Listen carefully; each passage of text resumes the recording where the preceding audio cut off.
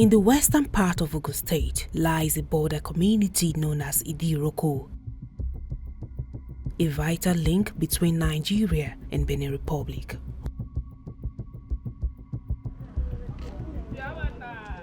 Over the years, this town has flourished with vibrant trade and commerce flowing between two nations, driving both population growth and economic activity.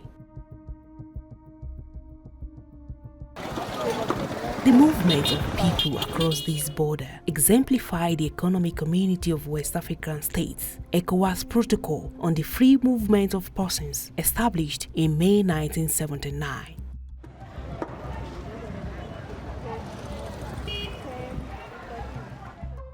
This policy allows individuals to reside and engage in economic activities freely across member states, creating opportunities for prosperity and unity for many, especially women in informal trading. This free movement has been a catalyst for independence, self-sufficiency, and the ability to support their families. As the first cock crow in the morning, we set out for Idiroko, a well-established border crossing point, a town in Ipokia local government of Ogun State, surrounded by many other towns and villages, including Okeodon, Ilase, Itaegba, Agilete, amongst others.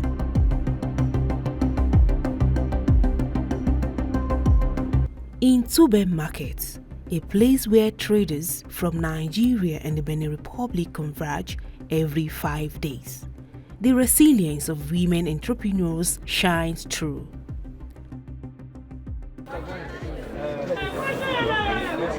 Modinat Bakari, a woman who rose from being a petty trader to becoming a renowned leader in Tube Market, shared how cross-border trade has shaped her success and growth. Bẹ́ẹ̀ni, ibi ọjà tí mo wà yìí mo ti bẹ̀rẹ̀ sí ọjà títà.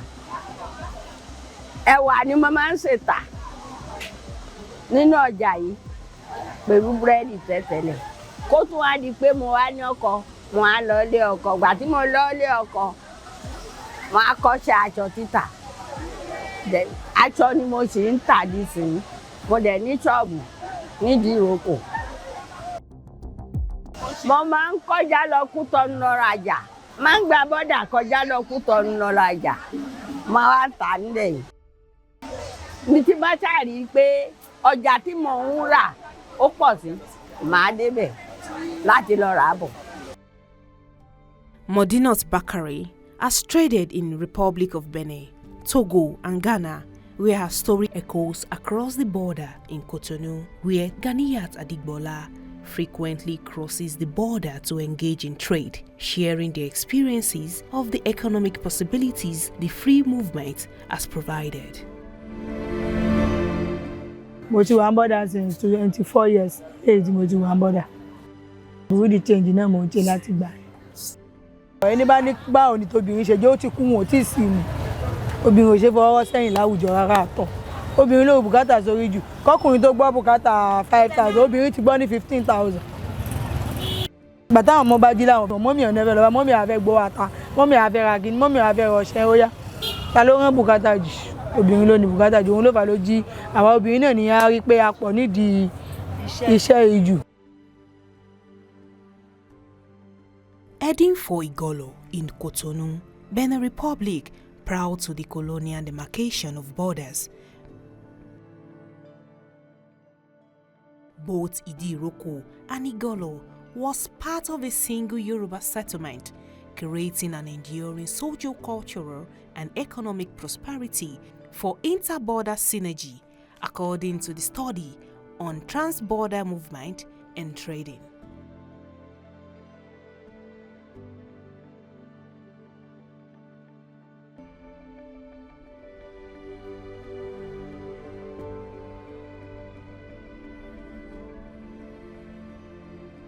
The ECOWAS Free Movement Protocol has aided Igolo women, inhabitants of the outskirts of Cotonou, to remain in business and pass it down to generations.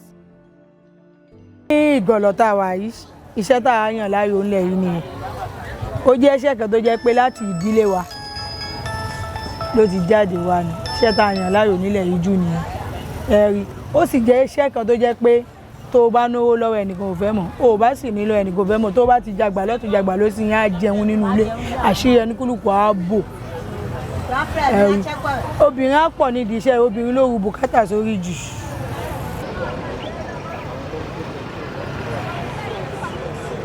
Our encounter with Beninese, Toyin Kukoyi, who plied her water hawking from Benin border into Nigeria, seeking to expand her profit margin to cater for her words, narrates how this business has boomed over time, owing to a comparative advantage of seeking alternative supply to prospective consumers' needs.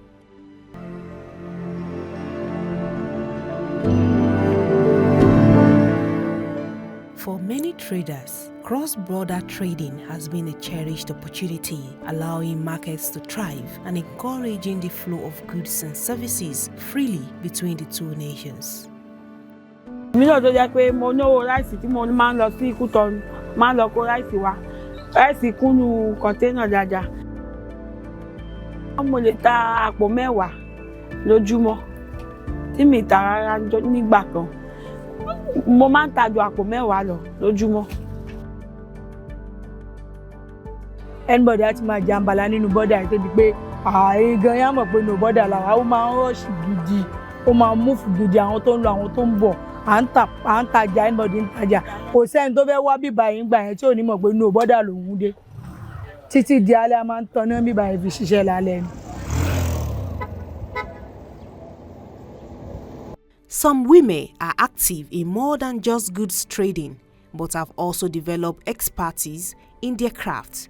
One of them is Sikirat Ogunwumi, a veteran in production of locust beans. She shares her experience on the process of locust beans she transported across Nigerian borderline. Nǹkan tá a fi ń ṣerú lẹ̀ ń wò yẹn. Òun lẹ̀ wà kó gbọ̀rọ̀gbọ̀ lẹ̀, òun ló wà lókè yẹn. Òun la fẹ́ fọ̀ ná, la fẹ́ ṣẹ̀ṣẹ̀ wá sè é. Tá a bá sè é tán, a gbé wá fẹ́ àwọn ẹlẹ́rọ. Àwọn ẹlẹ́rọ wọn á lọ̀ fún wa.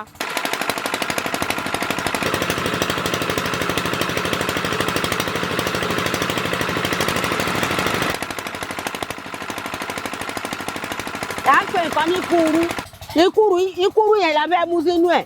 A fẹ́ fi ṣe láṣẹ̀ṣẹ̀ fẹ́ dirú tó bá dijọ́ kẹta. La fẹ́ ṣe kó lérí ìtẹ̀. A buyọ̀ sínú ẹ̀, ìṣebẹ̀, a fi pò ó. Tá a bá ti wù pò ó. Sikirat Ogunwumi has been processing locust beans for over 20 years in Oduafa village. The fermented beans give soups a unique flavor and aroma.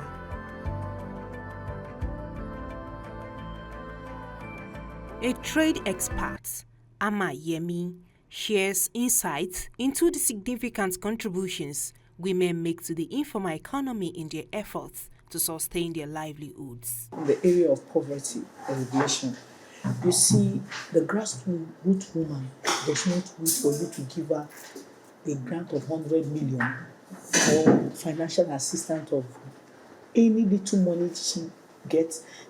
They do the menial trade, menial jobs, little like the vegetable seller. You know, anything they can get. They have this capacity of overturning whatever little they have. They work with it to provide for their family, for the community around them. There must be business. They are meeting needs in their home. You agree with me? Most of them are the breadwinners in their home. One role that has been overlooked, but very important and crucial. With its gazetting of its PSTCs, Nigerian can now engage in preferential trade with other AFCFTA members, opening up to a continental market of over 1.3 billion people. The move is expected to boost Nigerians' export revenues, particularly in manufacturing and agriculture, by promoting value addition and compliance with continental standards. This aligns with Nigerians' broader goals of economic diversification and industrialization. This initiative will facilitate Nigerians' formal export of locally produced goods of countries like South Africa, Rwanda, Cameroon, and Kenya, further integrating Nigeria into the continental trade ecosystem. The Minister of Trade and Investment, Jumoke Oduwole, provides an overview of the government's role in supporting the growth and prosperity of PSTCs within Nigerians' marketplace. On this, Mr. President has made it a priority. You can see that the economy, we've taken a lot of pain since 2023, and we're at an inflection point. You can see it's more stable.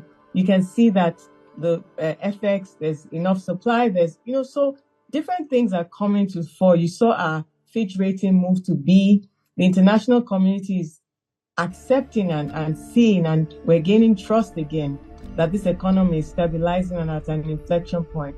And so there's a lot of interest from outside investors. They're coming into Nigeria, doing their due diligence, a lot of investment announcements. Mr. President's trips since 2023 May to December, $50.8 billion in investment announcements, and we're following through to make those investments come into the economy. So we're open for business. He makes that point all the time. And ours is to close the deals, to bring that money home, and to make sure that businesses in Nigeria, which are the best advertisement for this economy, are able to grow, they're able to thrive.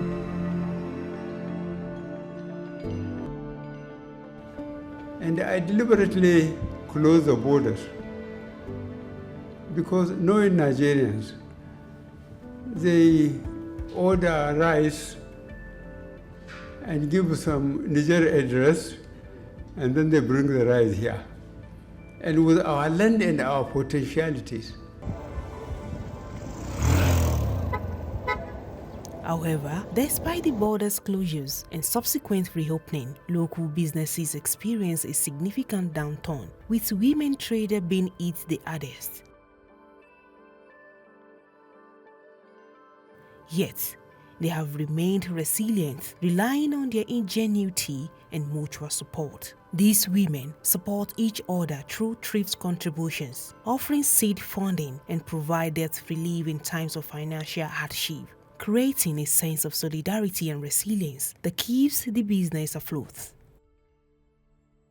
Muinot Adioshun, a 60-year-old Aba product vendor, explains how participating in a thrift savings group has supported and strengthened our business over the years. Ọrọ̀ ajé mi ń yáwó ni ṣe bẹ́ẹ̀ rí òun ló ń gbà yẹn bẹ́ẹ̀ mo ti bí sí màá gba Monday àná tí mi sí ilé wọ́n pè kan ní lóko mo lè ní kán lọ kó káàdì ẹ̀ wá ó ti wá gbowó tí mi bá jẹ́ ni tó lẹ́mìí ikú á dé àná ní ìsìn 14,000 mo san fún lóko èní mo ti san 18,000 tó bá di Tuesday ní ìsìn CG tó wá láti Ìjẹ̀bú èmi nìkan san 32,000 fowó yẹn ni mo fi maintain life pẹ̀lú àwọn ọmọ mi àtọmọ mi ní ẹ̀ náà dẹ̀ ni màá ti lọ rajà kókó múrí 5 ni mo mú láàárọ̀ yìí Ọlọ́run gbà mí láyè kí n jẹun àti ò tí ì sówó oúnjẹ wọ́n dẹ̀ máa rà ní 200 100 naira lọ́jà títà wá ń dún. The recent opening of a new market has sparked a renewed sense of resilience and determination among these women. They are adapting and overcoming challenges, striving to ensure their businesses survive and thrive.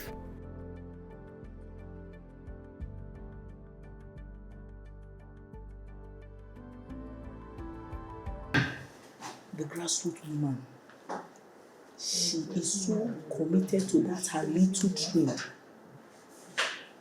Without getting a formal training, she learns from that trade and she ensures that her turnover is there to continue that business. It's difficult to get a groundnut seller that she has stopped selling groundnut, except in the situation of debt or something. But they have a way of turning it, making out gain, using that gain and making sure the business is thriving. So with this, now even without the formal training, that diligent, they know what and what to apply, how to apply it to make sure that business is standing. The African Continental Free Trade Area has further highlighted its commitment to enhancing cross-border trade, ensuring that businesses in border communities like Idiroko can continue to grow and prosper. An expert in economic policy explained how local markets can adapt and thrive in post-reopening era, offering practical strategies for success.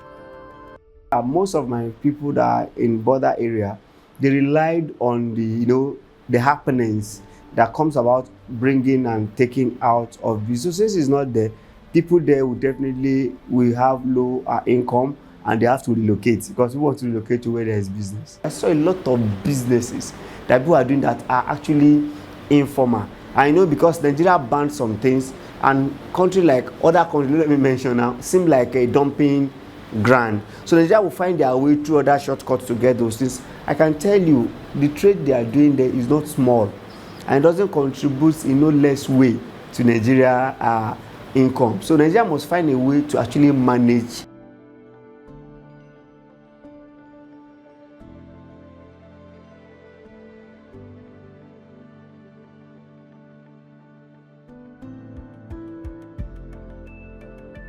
Market taxation, the government taxation.